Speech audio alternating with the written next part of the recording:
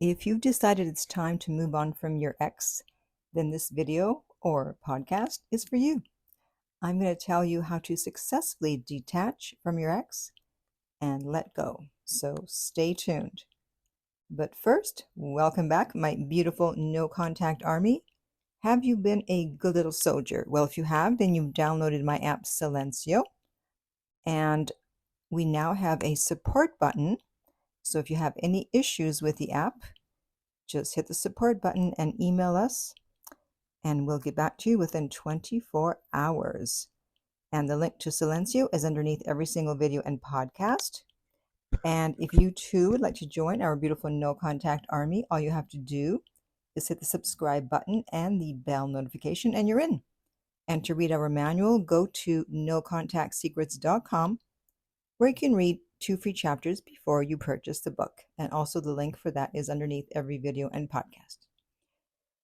So we can't discussing detaching and moving on until we first discuss closure. And someone left an amazing comment the other day regarding closure. And it says, closure is for people with abandonment issues. I don't need closure if I'm healed. I've closed whatever needs to be closed myself. And I totally agree. What a brilliant quote.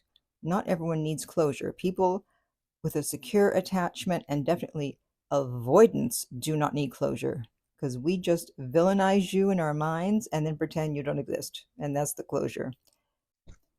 So if you have abandonment issues, that means you most likely have an anxious attachment style, and you're going to think you need closure in order to be able to move on. And I'm telling you right now, you do not. That's just going to make things worse because you're not going to get the closure you're looking for. And I've actually done a video on that topic, and I will put the link in the upper right-hand corner on YouTube. Okay, so the first thing you have to do if you want to detach from your ex is to stop trying to not feel your feelings. It's exhausting fighting your emotions. And the word emotion, it breaks down to energy in motion, emotion. And when you have emotion towards something or someone, there's a lot of energy around that, and it needs to go somewhere. It needs to express itself physically. That's why people cry, laugh, scream, yell, etc. And of course, also the opposite is true. If someone doesn't have emotion around a person, place, or thing, then that's where they are indifferent. There's no yelling, screaming, crying, laughing, etc. So if you're having trouble moving on from someone, it's because you're not letting the energy and motion fully move out of your body. That emotion wants to be felt, and it wants to be seen. And once it's felt and seen, it will leave. So accept that you still have feelings for them. Doesn't mean that you have to wait until all your feelings for them are gone before you detach.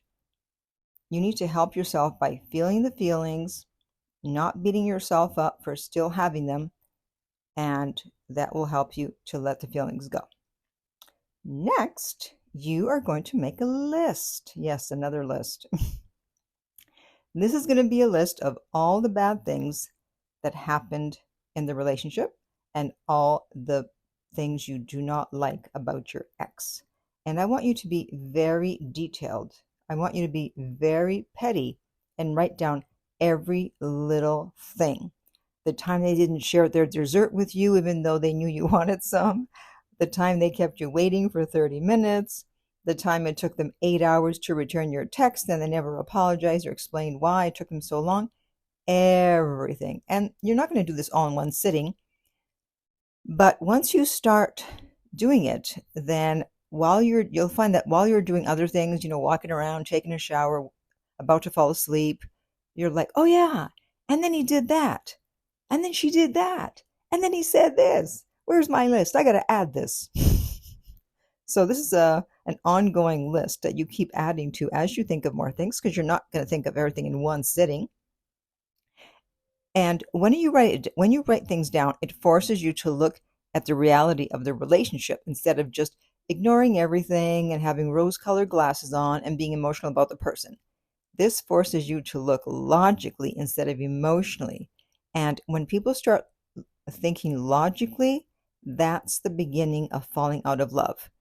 If someone you're dating, all of a sudden they're talking logically about the relationship, watch out. Watch out. They are falling out of love. Okay. And also, you're going to keep this list handy. And so probably it should be on your phone. Look at it every single day to remind yourself of why you're detaching and why you're moving on. And you're probably going to get angry while you're reading through it, which is good because that'll help you to detach and move on. And eventually, you're not going to have to read it every day because you'll be good. You'll have moved on, you'll have detached, and you'll even maybe be disgusted with yourself that you even considered wanting them back. Next, you are going to remove everything that reminds you of them. I didn't say delete or throw away. You can if you want to, but not everybody does. So put things away so that you do not get triggered and then want to reach out to your ex. And if it's photos, you don't have to delete them, but put them either in a separate album or in a whole separate app in a photo vault or something so that they're not there in your pictures every time you scroll through your pictures. And then finally, you need to find something to do with all the extra time you now have.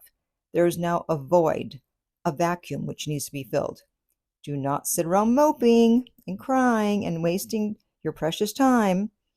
I mean, obviously, you do that in the beginning to let the energy and motion move through. But at some point, you got to get on with things. Because if you don't, then you'll confuse being bored with missing your ex. So if you're just sitting around, you don't want to do anything, you'll be bored and you'll be like, oh, I miss them. No, you're bored and you need to do something.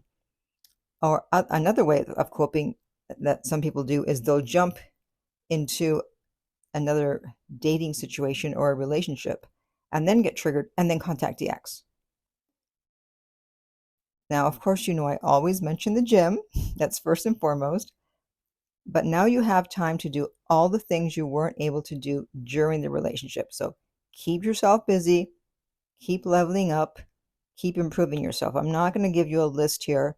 You find your own list depending on what you want to do. But on that list of things to do to fill the time is the gym. For everybody. Everybody, get to the gym. Okay? So now I want to hear from you. Are you ready to detach from your ex and move on? Or are you still going to hang in there and stay in no contact for a while longer? Either way, it's fine. You can't detach and move on if you don't want to. Stay in no contact. But which one are you going to do? Comment below.